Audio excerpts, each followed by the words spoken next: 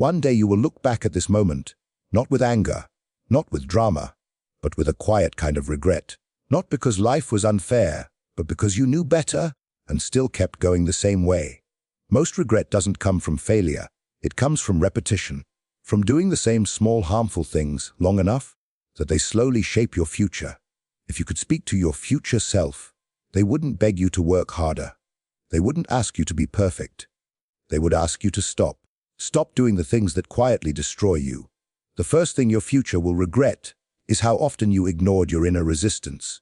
That feeling you call tired or unmotivated or burned out. That wasn't weakness. That was your mind asking for alignment. Every time you push yourself in the wrong direction, you teach your future that discomfort is normal. Eventually, you forget what peace even feels like. The second thing you must stop is waiting for clarity before taking responsibility. Clarity does not arrive first, discipline does. Most people delay their life because they're waiting to feel ready. But readiness is a reward, not a prerequisite. Your future regrets the days you waited instead of the days you moved imperfectly. The third thing is subtle, but deeply damaging. Stop rehearsing imaginary conversations. Arguments that never happened, explanations no one asked for, scenarios that only exist in your head. Each one steals mental energy without giving anything back. Stoicism teaches this quietly. If it's not happening now, it doesn't deserve your attention.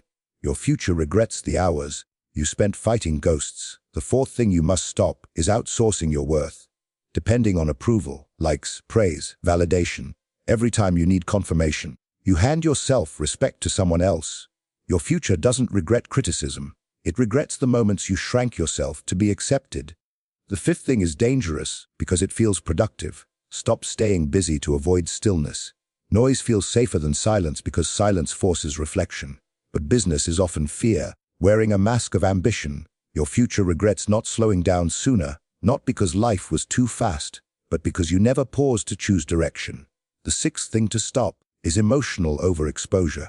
Not everyone deserves access to your inner world. Not every feeling needs to be shared. Not every wound needs an audience. Some pain heals best in privacy.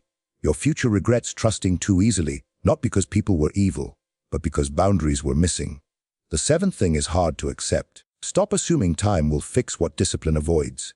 Time does not heal misalignment. It only reveals it. What you avoid now will demand attention later with interest. Your future regrets hoping problems would fade instead of confronting them early. The eighth thing is reaction. Reacting to disrespect, reacting to opinions, reacting to provocation. Every reaction hands control away. Stoic strength is not loud, it is restrained. Your future regrets the energy wasted on things that were never worth a response. And the ninth thing, the most painful one. Stop betraying your values to maintain comfort. Every small compromise feels harmless, until one day you realize you no longer recognize yourself. Your future doesn't regret hardship. It regrets dishonesty with the self. Here is the quiet truth. Regret is rarely loud. It whispers. It shows up as tension, as restlessness, as a feeling that something is off.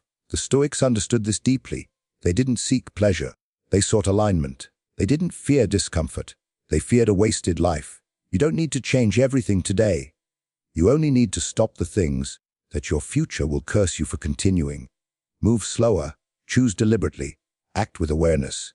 Because one day, your future will look back at this version of you and either thank you or wish you had listened.